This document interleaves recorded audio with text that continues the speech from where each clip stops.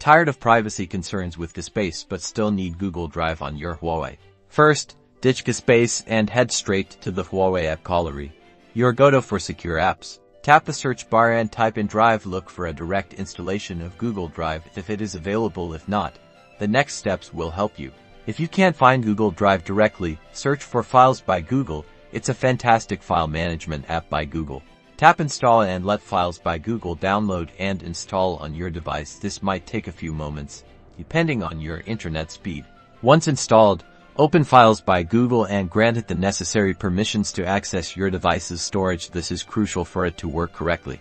Now, tap on the Browse tab at the bottom of the screen. This is where the magic happens. Under Locations, you should see an option to connect to Google Drive. Tap on it and follow the prompts to sign in with your Google account. You'll then have full access to your Google Drive files directly within Files by Google.